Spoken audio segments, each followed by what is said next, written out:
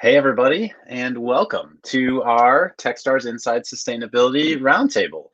I'm Cody Sims. I'm the Senior Vice President of Climate and Sustainability here at Techstars.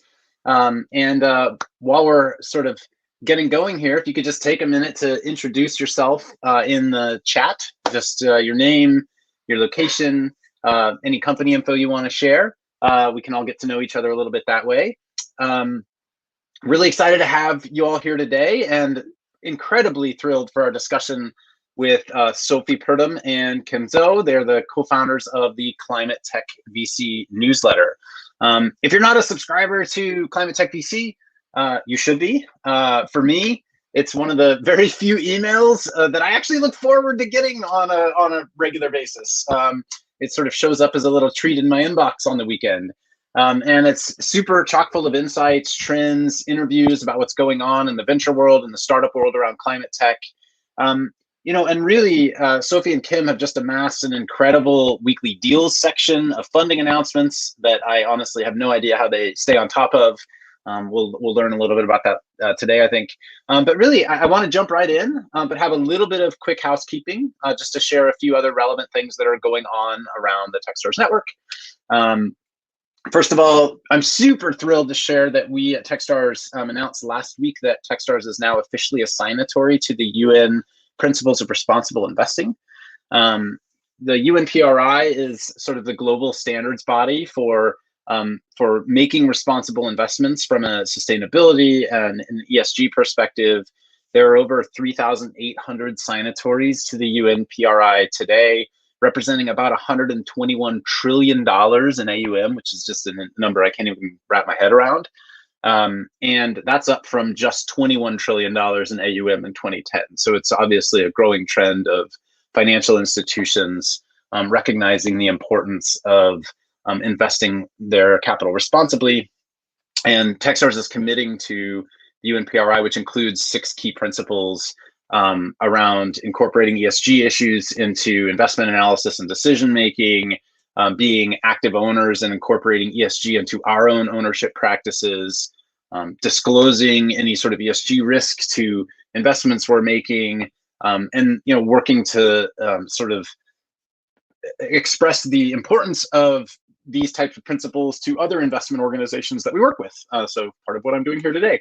But you can really read more about the UNPRI and what it is at the unpri.org website. And it's just an amazing initiative to try to help all the world's capital become more responsible. And then secondly, the other announcement for me is that we have a number of exciting new roles at Techstars that are open in the world of climate, sustainability, and ESG right now. We're hiring an ESG project manager, which will help with a lot of the implementation of those UNPRI pledges across our system. We also have a climate change practice EIR role that's just become open, which will help coordinate a lot of activities across our portfolio of companies that are working in the climate change space, which is super exciting. We have about 200 companies working in climate change and sustainability in the Techstars portfolio today. And then we're also hiring a sustainability accelerator EIR, which will work closely with the Techstars Sustainability Accelerator in partnership with the Nature Conservancy for this current accelerator cycle. So all 3 of those are up at techstars.com/careers, and certainly encourage you to take a look at those if you're in the market for doing new great work at the intersection of climate and innovation. And that's really enough for me. I'm excited to hear from Sophie and Kim. Sophie and Kim, welcome. I'm going to moderate the first half of today, sort of between the 3 of us, and then we'll open it up to audience questions. So anyone here who's listening who has questions, you'll feel free to just drop them into the chat, and we'll get to them as we approach the second half of the session. Sophie, Kim, welcome. Thanks, Cody. Thanks for having us. This is always fun, and nice to see everyone already commenting, and thanks for joining. Absolutely. Well, why don't you each introduce yourselves? As I mentioned, Climate Tech VC is like this little treat that shows up in my inbox each weekend. And honestly, for like the first few months, I didn't even know who wrote it. It was like this mystery, sort of climate tech gift. So it's great to, for you all to sort of be here and be present and let everyone kind of get a sense of what you're about and your focus areas. Maybe give us a little bit about your backgrounds and then what drove you to start the newsletter. And then for anyone who is in the audience and doesn't know about the newsletter, maybe also just give a little bit of an overview of what Climate Tech VC is. Yeah, definitely. I can kick off on my background and how it all got started. So I'm Kim. I'm currently an investor at Energy Impact Partners, which is a $2 billion AUM climate tech venture investing outfit. And we started the newsletter back in March of 2020, which coincidentally was around the time that, this whole pandemic started. Back then, I was actually not in climate tech at all. I was in investment banking. And, for me personally, I'd always been really passionate about the issue of climate change and what intersection there is with technology and business at large. So, I myself was looking for a resource in climate tech, and I'd been kind of, prowling Axios, Pro Rata, Fortune Term Sheet, these other VC newsletters for climate tech related deals. And so I had just kept tracking these over time and finally come up with the idea of putting them in my own newsletter and creating more resources for other people that are interested in this field. And then a week later, I met Sophie. So I'll hand it over to you, I guess. I love it. Awesome. So Kim and I are an example of that COVID time online friendship that formed and built great things over. I didn't meet you in person for a year or something, Kim, right? Which is crazy. Yeah.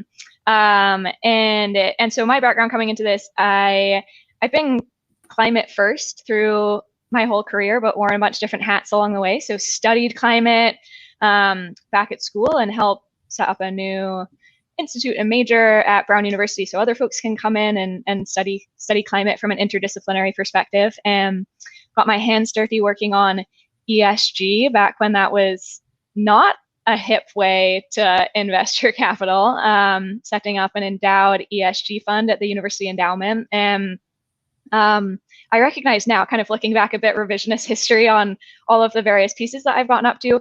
I was writing back then as well. I don't love picking up the quill and writing. It's become more of like a way to spread the gospel and spread the good word like widely more than one-on-one conversations allow for. But I worked on a book on the theory and practice of sustainable investing maybe 6 years ago or so at this point with a good friend whose name is Carrie Krosinski. And Carrie is one of those prolific connectors. And among other people, I owe him forever and ever for connecting me with Kim. And so it was like right place, right time, right topic. And I had helped start a climate tech business. We didn't call it climate tech at that point. We called it sustainable agricultural technology. And that business is called Kula Bio. And put shortly, we make a fertilizer, an ammonia fertilizer using microbes. It also happens to be a carbon sink. And so that was my dipping my toes into this wild world of venture capital on the founder side, and had lots of experiences and thoughts around that, and wanted to share that widely, as it was pretty obvious there was going to be an inflection point around climate and innovation and dollars flowing into that, into specifically solutions, where my hot take on ESG is it's almost like risk avoidance. And so personally, I was kind of done with that side and wanted to look to the future. And this platform came around, and Substack had just really gotten off the ground. So Substack is a platform that allows you to send newsletters pretty seamlessly for free out to subscribers, and just aids with all of the back end. So the infrastructure pieces were there. Kim was there. The time was there. It was the beginning of the pandemic. We were sitting at home anyway. And so really made the most of this kind of like digital shift. And that was the humble beginnings of Climate Tech VC. And it's grown so much since then. So, and now like Kim sits in an investor role, I also wear the investor hat. We keep that separate from the newsletter, where we take more of a journalistic perspective and disclose any of our potential overlaps. But I am also investing in early stage climate businesses, pre-seed and seed, and happy to share more about that as well. Awesome. I love that you two met during sort of virtual only mode. It's amazing. Like I've similarly, I think many here know I run a climate change nonprofit focused on political action called Climate Changemakers.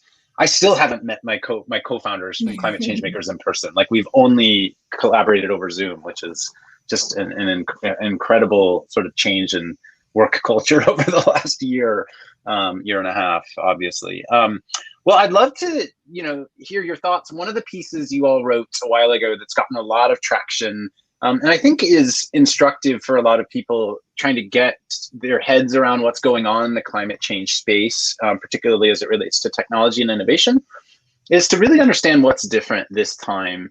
From the mid 2000s, when there was the whole clean tech boom, and like sort of this moment in time of climate tech.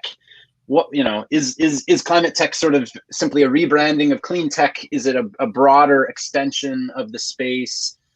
What's similar? What's different? I know you all have done a lot of thinking about that, and beyond just it being an academic exercise to have that conversation, like how is that relevant to founders and to investors in the space as they're thinking about looking at the trends that are happening right now? Yeah, definitely. I mean, I think the first place to start off with that is what's the difference between clean tech and climate tech? And so the way that we think about it and frame it in, climate tech VC is that climate tech is a broader encapsulation of what clean tech was. So it's everything from, energy, transportation, industrials, anything really that mitigates carbon greenhouse gas emissions. Whereas I feel like clean tech 1.0 had a bit more of a primary focus on clean energy. So, solar, wind, maybe a little bit of transportation, but now it's really just a broader kind of encapsulation of everything from different industries, different asset classes and functions.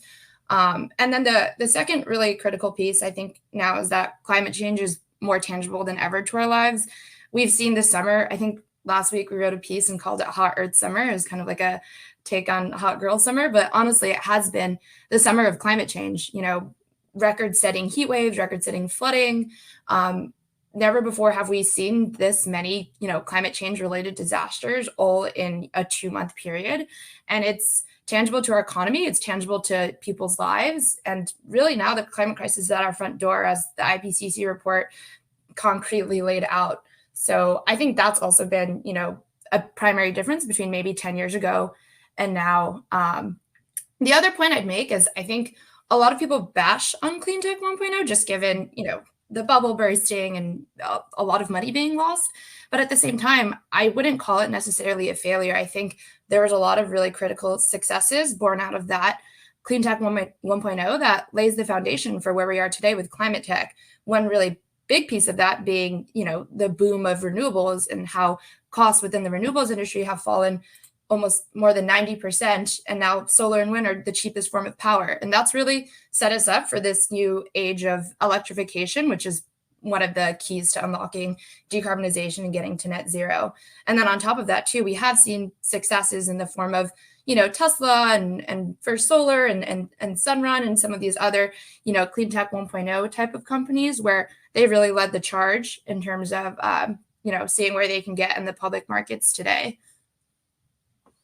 Building off of that, I think, and Cody, thanks for asking this, because this is really the first question that's on lots of folks' minds is, how is this time going to be different? We used to get asked that every single time at the start of conversations the first year that we were writing about climate tech. I think the word has seeped into kind of the dialect a little bit further, but happy to kind of like build out on that thesis. So we respect what happened in climate tech, or sorry, in clean tech 1.0. It's foundational, but there's a few other fundamental pieces that are different in addition to bringing down, fundamental technology advances, including shout out to rigorous international and national climate policy actually being here and sinking its teeth in a way that it wasn't during the mid-aughts, if you will. 70% of the global economy is now committed to net zero. That might even be up over the past couple of months. We're shooting towards COP. Our personal bent is that policy is in some ways a lagging indicator as opposed to a leading one, but it has teeth this time, and it's worth giving a hat tip to. And then of particular interest to us is the insane demand from the public markets and particularly institutional investors for ESG avenues to deploy their capital.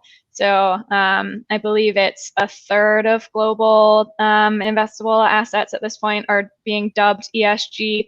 You brought up the UN PRI, right? Like I think they're over a decade into their signatory community and doing great work. And so we'll get to this, I'm sure, later on in the conversation. There might even be a little bit of a supply-demand imbalance that shifted now from folks being cautious about ESG to being very enthusiastic about it. But either way, that top-down pressure is really benefiting early-stage climate tech innovation.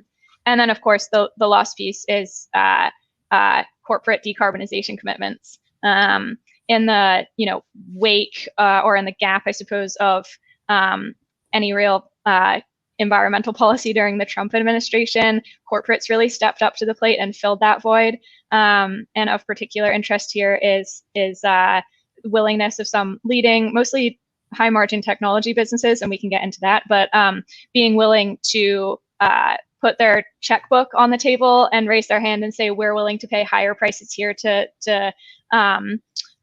draw down the cost curve and expedite that. So all of these pieces are leading to a acceleration, and it's not a matter of one piece leading, it's really a combination of all of these pieces. And even if one went away, we think the others would kind of fill in the gap. So fundamentally different. We're in climate tech with a big shout out to what came before in clean tech 1.0. Super, super helpful, and just an incredible context setting too.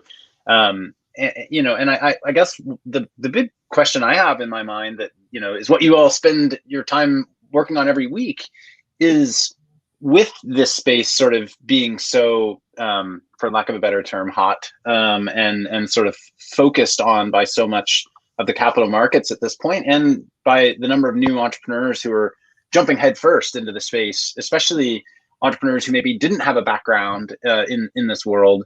And are realizing this is their calling, that they need to focus on this for the next time. So just the overarching sort of explosion of innovation and capital. What are you seeing in terms of the capital being deployed and the number of new fund entrants? And does the amount of capital coming in and the stage at which it's available sort of match the needs of the climate tech market?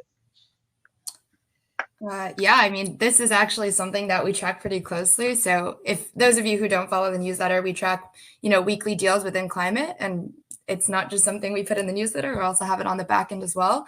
And so through the kind of like our proprietary tracking, I guess, within 2020, which we started tracking in March, there's been, I think 300 climate tech venture deals amounting to about 14 billion being raised overall. And then within 2021 year to date, obviously we're in August now, so not the entire year, there's been around 330 deals with almost 22 billion being deployed into climate tech. And so obviously these are, if you look at the PwC report, which they put out a really awesome report on climate tech, kind of tracking it more historically, it's been almost like night and day, I think, in terms of the amount of capital and the amount of deals that are happening right now in this space. And a lot of it speaks to I think 6 or 7 factors that we had outlined before. And then Sophie, do you want to take a little bit more on the climate funds as well that are being raised? Yeah, so we track the deals that are happening week over week, and folks can follow along with us on that. And then Kim alluded to it. We have a nice database on the back end where we're making all sorts of fun cuts. So stay tuned. We'll be releasing and dripping that information out now that we've been tracking it for long enough to have a comparable set. And then also we track the investors in the space. And it's been a busy month for new climate tech funds being announced. Let me tell you, we made a graphic about it and released it on I think it's 2 weeks ago, Kim, like a Monday morning. Maybe we can even drop that graphic in there. And released it at 6 a.m. when we usually put out the newsletter, and it was outdated by 9 a.m. Eastern. So what's happening there in particular, just over that month-long period, we're seeing a sudden rush of announcements of very large vehicles from Brookfield, TPG, General Atlantic, BlackRock, lots of these large capital deployers who have to imagine have been pushed or always been inclined towards ESG, and now they're seeing climate tech as a bullseye for how to hit ESG on the head. They control a lot of capital, and they play kind of in the large growth equity stage, and so these funds are enormous, and couple announcements from slightly smaller, maybe more A and seed focused climate tech specific funds like Breakthrough Energy Ventures, which also has a big pocketbook, and our friends at Lower Carbon Capital, who came out earlier this week or last week, I lose track of the days these days, with a new $800 million set of funds. And those folks are in that climate specific segment. And then there's also infrastructure funds like Brookfield and our good friends at Generate that are not necessarily looking exclusively at equity, but rather looking at infrastructure and all of the needs that we have on the climate tech front there. So that's about 11 funds that have announced more than $500 million plus sized vehicles. So just take that in for a second. Like 11 different funds, all of which are greater than $500 million. Just in the past couple of weeks. That's an insane amount of capital flowing in. And so overall, like high level, this is fantastic for climate tech. Keep it coming. We need more. There's more space for everybody. But, you know, being cautious observers of the space, that splits out into growth and to infrastructure. And there's two different roles and opportunity sets here. So with infrastructure, definitely much more greenfield space to deploy into infrastructure opportunities. However, we should be thinking creatively about that, not exclusively going into new solar fields or new wind turbines, but rather resilience opportunities. So for example, seawalls or new forms of agriculture, you name it. And we think that Generate Capital does a particularly good job of finding those niche areas for climate tech infrastructure deployment. So take a look there if you haven't yet already. And then on the growth side, and Kim, interrupt me. Yeah, no, I was going to say. Yeah, I was going to say on the growth side, I mean, there's billions of dollars of capital funds that are being announced in the last couple of weeks, and I think one interesting kind of observation we've had is that the climate tech market has only been super hot in the last 18 months. And we've seen so many early stage climate tech companies and founders that are spinning up now. But, you know, as is inherent with the startup cycle, it takes more than 18 months to kind of get to that growth stage. It takes, 5 to 10 years. And so I think there's a bit of a lag right now in terms of the supply of growth stage climate companies that are available in the market. So this is kind of the supply and demand imbalance that we had been hinting at, where it's super easy to go out. Well, not super easy, but it's pretty easy for BlackRock and these really large funds to go out and raise billions of dollars of capital, especially given all of the ESG institutional investor interest right now. But it takes, years and years to really spin from a high quality early stage climate tech company to a high quality growth stage one. And so my hot take and prediction is in the next couple of years or so, there's going to be a bit of that supply and demand imbalance. There's going to be a really hot, climate tech market, a lot of investors competing for similar deals, which is good and bad, but inherently could lead to some frothiness in the market, which is what we're seeing. And if that's true, and if there's so much trying to channel into that growth stage climate tech, like small segment of targets, there's, water will find its level and it will either go less green, right, but stay in that same asset class, or it will shift earlier into the more of those Series A deals. That's a different asset class, and that's a different type of diligence, and it's a different type of founder and a different type of maturity. So we'll see how that kind of like oil and water really mixes there. Man, there's so much happening. It reminds me, I mean, it's almost an interesting sort of anti-parallel to what happened in venture over the last 10 years, right? In traditional venture, where you had this explosion of seed funds from like 2010 to 2012, 2013, and obviously still continues to be. And for a while, there was this Series A gap where there just weren't enough traditional sort of venture funds to fund the companies that were getting from early stage to starting to get into traditional venture. And then eventually that caught up. And then you had all this private equity swooping downstream into venture. Feels like with climate, we're almost starting from the opposite. We're starting with this big chunk of capital sitting at the top. And so my question to you is, what are you seeing at the earlier stages? Like, are you seeing more seed funds emerging around climate? Are you seeing more that it's traditional seed funds that are starting to hire a climate specialist or lean into climate? So like any observations you have around the early stage of funding for climate tech VCs, and then, you know, that may even move into like how the accelerator world is different in climate, you know, non-dilutive programs that are available for early stage climate capital. Just any observations you have around, boy, you know, what is it like to, you know, for companies that are trying to raise that first $1, $2, $3, even $5 million in their business as they're getting going? Yeah, I think that's a really important point, and, you know, even more pertinent to climate tech maybe than, you know, more traditional areas of venture like enterprise software, because it takes a lot of capital, it takes a lot of science, a lot of tech in those really early innings of starting a climate tech company, especially in the, you know, areas of harder tech or deep tech. And so, you know, a couple of kind of funds or sources of catalytic capital that I would highlight are, you know, Breakthrough has their Catalyst program.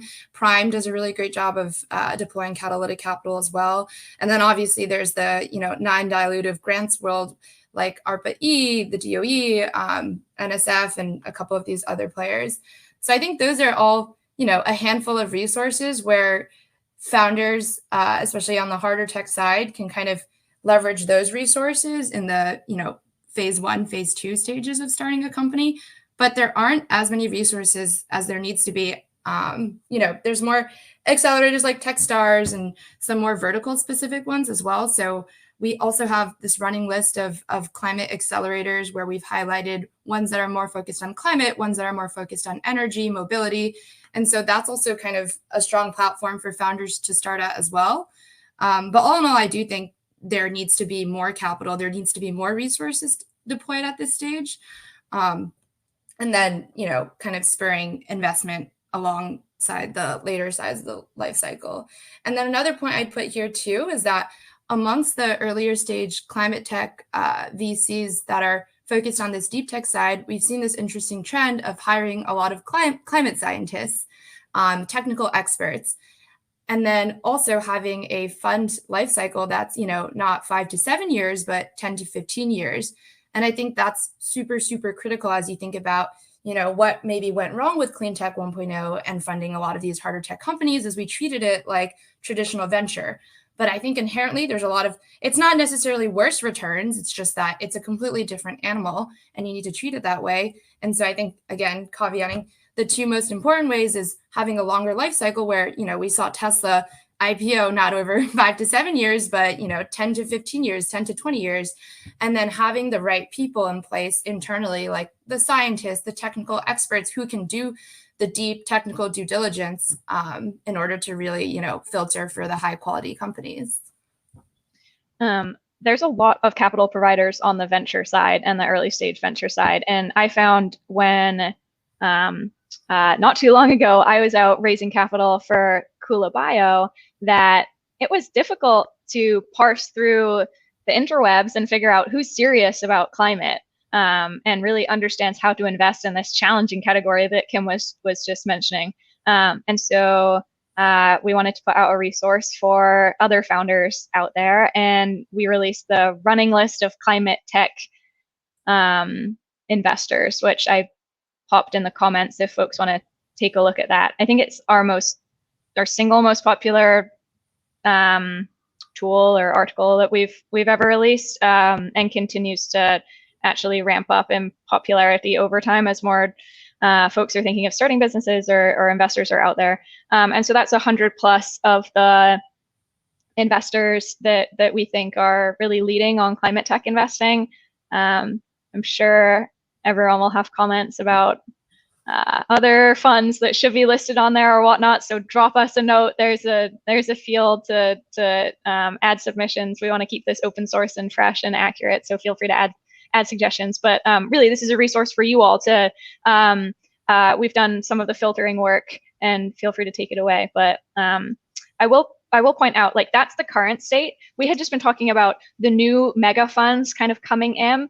I anticipate that over the next 6 months, it will be fewer mega funds, although they'll inherently keep showing up to the table, but rather this exciting new generation of climate first new firms being set up and announced. So new firms take a long time, usually a year minimum, to get off of the ground. You've got to raise capital from new LPs, identify the LPs, set up all of the back end, usually find a partner, et cetera. It takes about a year. And so I'm very excited for that next generation of that type of climate first investor to show up to the table, who will most likely be looking at more of the seed to A stage, so earlier fit. And we think that these incoming investors will be particularly founder aligned and really understand climate through and through. So that's another thing to look forward to. Yeah, I couldn't agree more. I think there's going to be a real onslaught, especially now that LPs have been sort of notified to the opportunity by all these mega funds that have been raised, realizing that they want to participate, and that, like you said, early stage is a different asset class, so it provides them with a different risk exposure that they'll be looking to balance out. Cody, real quick on that, on that one thing. LPs are, as I'm learning, are not a homogenous bunch, right? There's there's institutional investors, so think endowments and foundations and large organizations with long return horizons that want to, partner with folks that have long track records. And then there are family offices and ultra high net worth folks who maybe are similarly realizing that they want their money to be where their mouth is and where their like mission and what they want for their family and their future. And so lots of those folks are pushing into these new early climate tech focused venture funds. And I think that's thrilling. It seems like a new asset class. There's like willingness to take a lot of tech risk. Push forward like different voices of different types of founders, different types of money managers, and there's just a ton of enthusiasm. And I think no huge takeaway other than it's exciting, right? Like all of the different collisions that are happening in this asset class at the moment. For sure. And just, again, a lot of interest from all sorts of different folks, which is exciting. I want to chat. I want to make sure we have time for audience questions. I have one more question on different types of investors, though, which is I think it's important to hit on corporate ventures, because it is it's so critical for climate tech companies, particularly at that early and mid stage, to start making real commercial traction through pilots, proof of concepts, like moving from pilots into full-on long-term contracts and actually obviously revenue generation. And it feels like there's an overwhelming onslaught of corporate venture dollars also moving into the space. We've seen the big mega corporate funds like Amazon's Climate Pledge Fund. We heard from Rodrigo last month at this Roundtable event. Microsoft, other large companies that are in the $1 billion plus range as well. But I would say all the way down to your traditional industrials are doing a lot of work in the corporate venturing space, some of which is direct investing, some of which is sort of mentoring and sort of a lot of business development in the startup landscape. And I'm just curious what you're seeing in terms of CVCs engaging around climate tech. Are they leading a lot of deals? Are they participating in syndicates? What sort of tends to be the trend right now? And you obviously, it probably differs by stage as well, if there's anything you want to break down there. Yeah, definitely. This is an area we're super excited about, and we'll definitely be talking about in the future. Hint, hint. But I think like we had mentioned initially, there are kind of these huge corporate net zero decarbonization commitments coming down the pipe. And I think following along with that is capital. And so CV corporates have always had, venture arms, but we've been seeing a couple of announcements recently where they're spinning out venture arms specifically with the focus on climate and sustainability. It kind of started with Amazon and Microsoft, like you had hinted at, where they're, focused on decarbonization at large. But I think what's also really interesting is there's these, industrial kind of vertical companies that are now spinning out venture arms focused on climate within their specific industry. So the way that we kind of break it down is, there's the energy companies like the utilities, which obviously AIP has partnered with a lot. There's the oil and gas, kind of more traditional energy companies that are now trying to diversify their portfolio. We also have the transportation side where there's all of these kind of like auto OEMs like BMW and Toyota that are realizing the future's electrification and kind of cleaner fuels. We have aviation companies, airlines. We even have supply chain and logistics companies like Maersk, which has a really interesting kind of climate portfolio as well. And then on the industrial side, which I'm personally really fascinated by, I think there's a lot more work to do in terms of, mining, steelmaking, concrete and cement, these industries that don't have as much of a, clear pathway to decarbonization through electrification, like perhaps energy and transportation do. So I think there's definitely a lot of work there to be done. And I've spoken, pretty in depth with a lot of the, heads of CVCs there that are making climate a really strong focus for them. And I think overall, what the CVCs bring to the table can be actually a little bit more aligned sometimes with climate startups compared to some more, primary financially focused investors, because for them, it's really important to them to partner with to partner with startups. And I think what we see, like you had mentioned with climate startups, is that it's really important for them early on to start piloting, to start commercial LOIs and agreements with corporates in order to deploy their technologies, because oftentimes it's harder tech, it's earlier stage, and you really need that level of validation at the earlier levels that, strategic investors like CVCs can really bring on. And in terms of the makeup of the round, from my, standpoint, investing in this space, I've seen oftentimes it's a, more of like a financial institutional investor that's leading the round, but along with the syndication of a lot of strategics and corporate VCs that are really strategically aligned with the company following. And I think that is a really, really ideal makeup for venture rounds, just because you kind of get to hit both the strategic side and the financial side and bring the experience of, more experienced venture capitalists, but also bring that strategic alignment and that, commercial kind of engagement from the CVC side. One word of caution, we like to cover both sides of the argument here. Kim and I make a good team on this, is aligning too early with, and folks have heard this before, but aligning too early with a single customer. Obviously, corporate VCs are representing a single buyer's needs, might make a startup design their product exclusively around a single customer's needs, which might limit its potential upside to go after a full market. So there's some words of caution about aligning too early with a single corporate, and then some pushback on RCVCs, like inherently cyclical, meaning when there's a lot of capital sloshing around and stock, prices are doing well, then there's money to push into innovation. Those are the two downsides.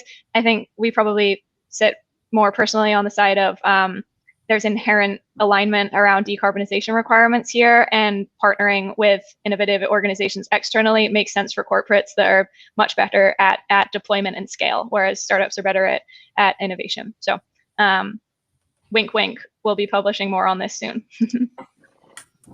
Well, super. Let's move to some of the audience questions. I've been trying to jot them down as they come up, and I guess one that you probably have to deal with on a weekly basis as you're looking at sort of the list of deal flow that you're trying to curate is from Grace, and she asks, how do you assess whether a startup really is climate tech? I imagine a lot of companies are wanting to spin themselves as being good for the planet, but the facts/science may not back it up. Yeah, it's a good question. Look, I mean, there's an argument that any good investment these days is a climate tech investment, right? Just like any good deal of the past decade or so is a tech deal. So at the end of the day, it's do you have to squint that hard to convince yourself that it's climate tech or not? But that's a high level answer. The more detailed response is looking at the potential greenhouse gas impact or climate risk, kind of like infrastructure style impact of these deals. But there are areas where you hit the bullseye right? And then there's other ones that can become a little bit fuzzier around end of life use or circular economy or resource intensity, etc. We've been chatting with a lot of venture funds who deploy resources into their own impact metrics, right? Because venture funds are getting asked the same question too about what's the impact of, from a climate perspective, of your own portfolio. And we're working with those folks as they develop their own methodologies. But this is an open question in the space, and I'm really glad that you asked it, because I don't think anybody's quite hit the nail on the head yet of the definition or the quantification potential of currently nascent, innovative climate tech businesses, ultimate greenhouse gas or carbon reduction potential. So yeah, we're especially when it comes up to resiliency, right? Like resiliency, is sort of very hard to measure, at least presently. Yeah, we have categories of industries that we look at, and there is tracking and metrics on the back end, but yeah, I want to respect that the like inherent part of the question is I don't think anybody really has a perfect answer to that question yet. Yeah, and I think along with that, it's constantly evolving. So, I mean, the buckets that we've broken it down to, which aren't really concrete, are mobility, food and water, energy, kind of like climate risk and monitoring, more consumer kind of circular economy type of tech, industrial decarbonization, carbon removal and utilization. But I think one area that I'm really interested in and wanting to see more solutions in is that idea of climate resilience and adaptation. Like with the IPCC report, we had seen we're at 1 degrees Celsius of warming already. It's only going to get worse.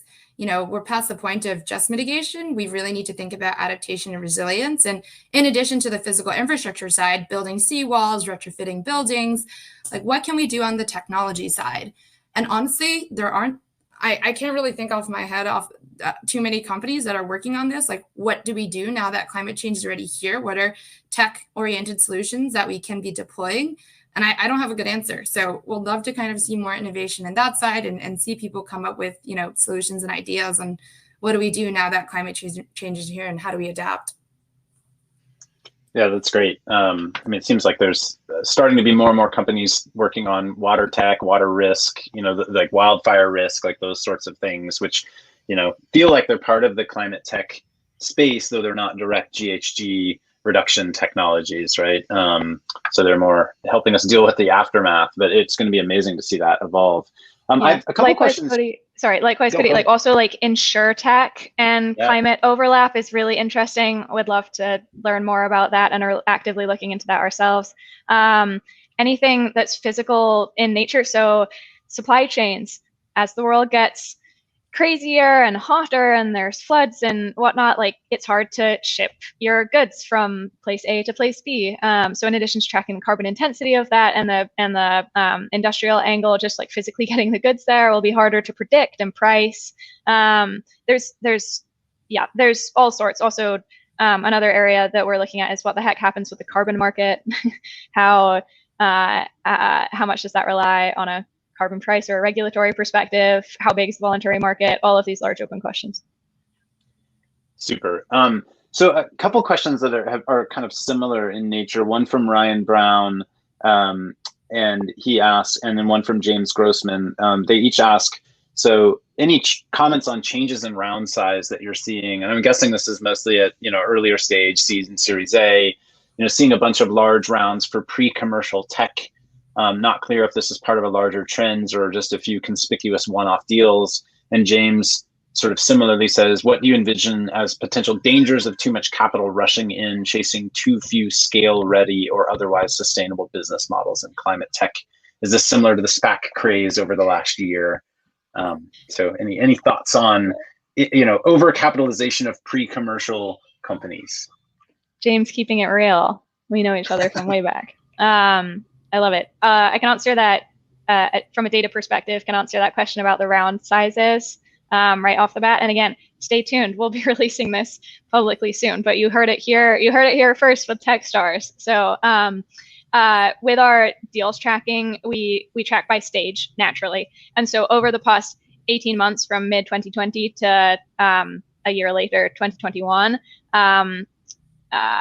the graduation rate, if you will, from seed to A to B to C to growth has frankly tracked pretty closely the overall tech venture market graduation rate, meaning from an average seed size deal of about $4 million, you 5x it on average to the Series A round, which is on average about $17 million.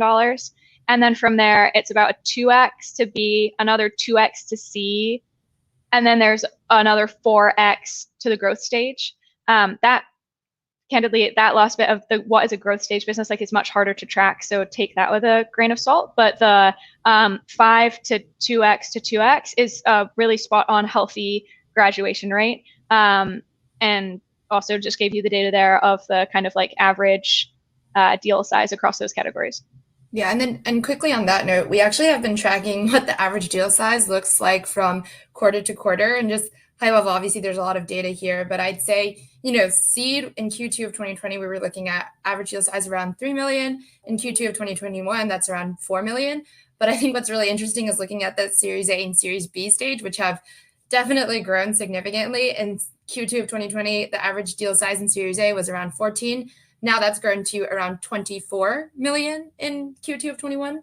In Series B, it started off at 27 million in Q2 of 2020, and now we're at around 45 average deal size in Q2 of 2021. So within 1 year, obviously seeing almost like even double the amount of money being raised per round.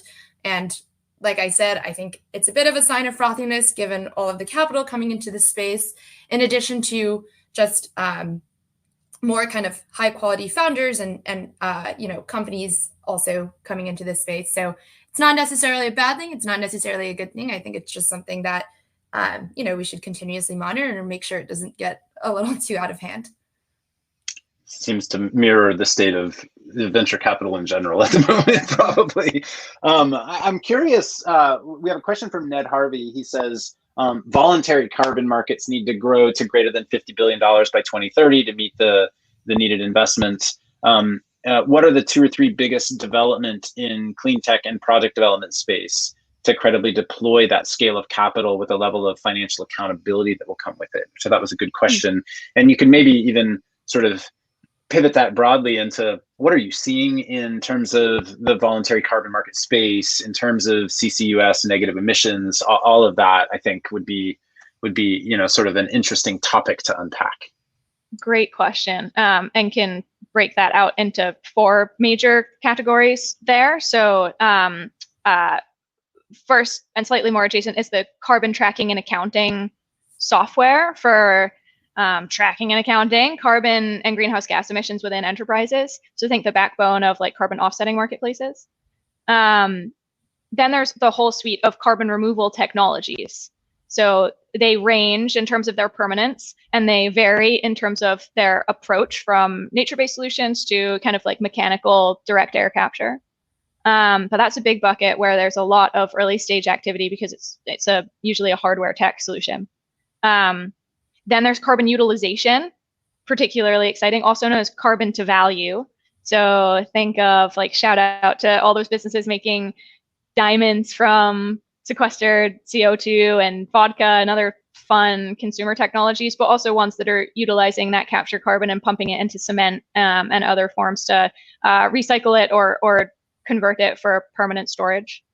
And then there's carbon offsetting. So lots of activity here on the verification, measurement, and reporting side, marketplaces for nature-based carbon removal projects, et cetera, et cetera. But those are the 4 buckets that we see in this carbon market, carbon tech market. So that's the carbon tracking and accounting, carbon removal, carbon utilization, and the carbon offsetting. Yeah, and I think we've also kind of labeled startups that we've been seeing within those fields, and so far across the 18 months or so that we've been tracking, there's been more than 500 million of capital deployed, almost 30 deals in that space, which is, obviously pretty low compared to mobility or energy or those other more mature sectors. But I think this is one area within climate tech that's really exciting and that more investors are kind of willing to dip their toes in. Obviously, there's kind of a spectrum here of what's higher tech risk as well as higher, business model risk. So I think on the carbon removal side, especially on the more mechanical kind of permanent carbon removal side with direct air capture, a lot of investors are a little bit still skeptical there just because, it's really high tech risk, obviously, but also at the same time, there isn't a super clear monetization model outside of, Stripe and Microsoft and some of these other large tech companies that are willing to buy and drive down permanent carbon removal costs and purchase it at, couple $100 to $1,000 of tons. And then, just waiting for just general regulation or policy on exactly how people will want to pay for more permanent carbon removal. So I think one interesting way to think about this is actually through the lens of carbon utilization or carbon to value. So trying to kind of generate a market for, carbon emissions and maybe other greenhouse gas emissions in the form of more kind of fun consumer products, but also concrete and cement, chemicals, fuels, other building materials. There's actually a really exciting market there where we have these really heavy emitting industrials companies, but there's a lot of ways we can leverage emissions that we're generating and kind of recycle that or convert that back into these emissions intensive industries. So it kind of creates like a interesting, carbon circular economy. And I think that could be a really interesting way to really make this permanent carbon removal sector have a sustainable business model. But obviously we're still in the super early innings of that. So TBD if that will kind of coalesce in the next decade or so, but we're starting to see a lot of really interesting fundings in the carbon utilization and carbon to value side. One piece there as well. I'd love audience perspectives on this. This is an open question that we have of who's going to own the infrastructure between the capture,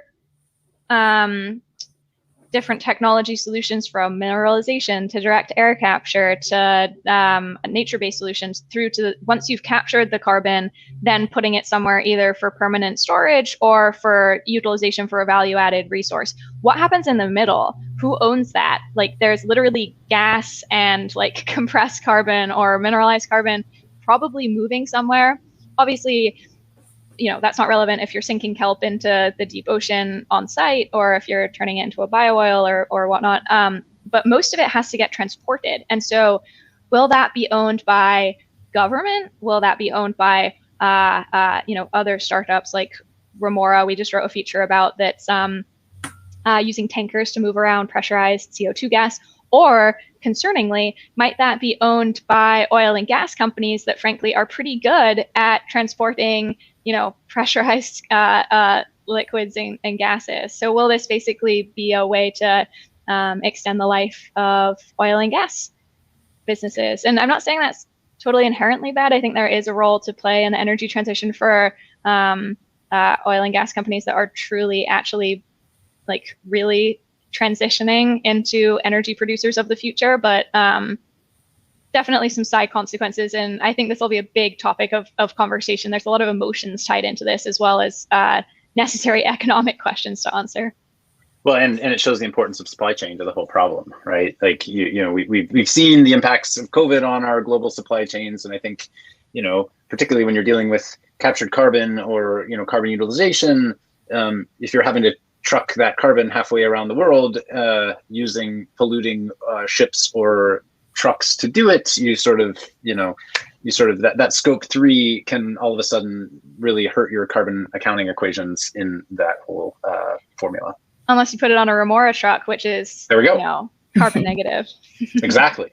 Fantastic.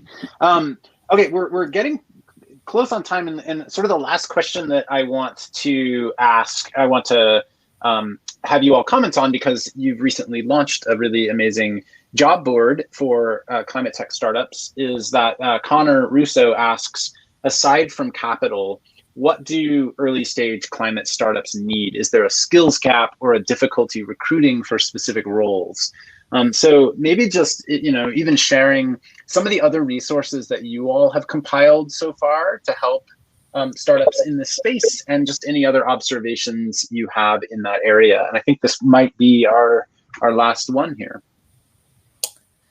Yeah, I mean, definitely highlighting our job board. We launched it, I think, a week or two ago now on Palette.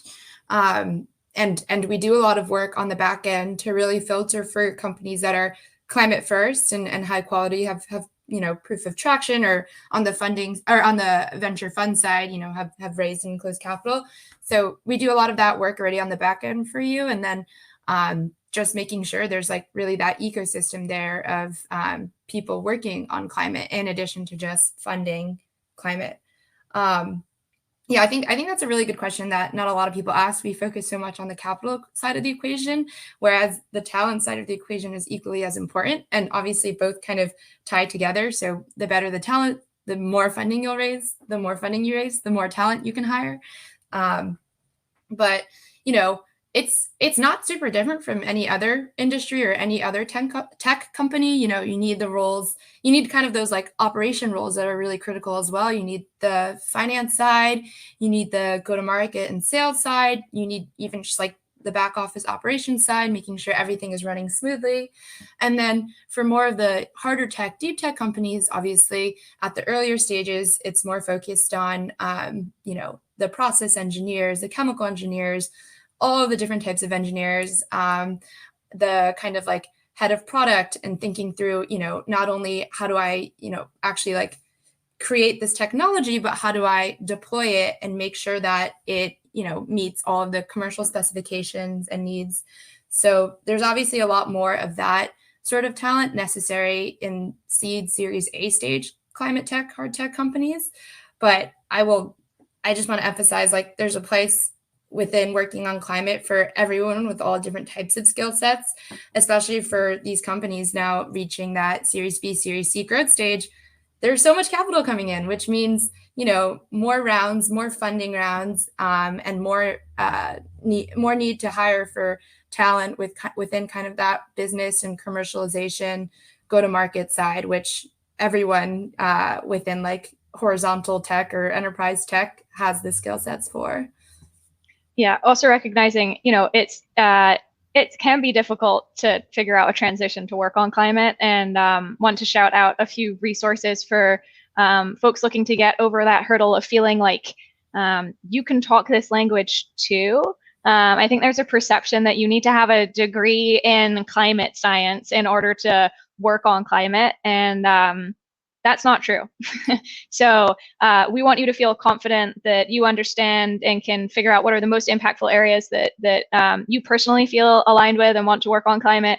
Obviously, like, our newsletters out there, and there's lots of folks transitioning into climate with functional expertise that want to get smart on different scientific areas. But likewise, there are other communities out there like MCJ and like Work on Climate, which was founded by some fantastic Google engineers who decided that they wanted to work on climate. So go there if you want to find a similarly like-minded community. There's TerraDo, there's an endless number of other fantastic newsletters. There's ways to get started as an angel investing in syndicates. I saw Tommy was saying come join his Jetstream syndicate, which I can't recommend enough. And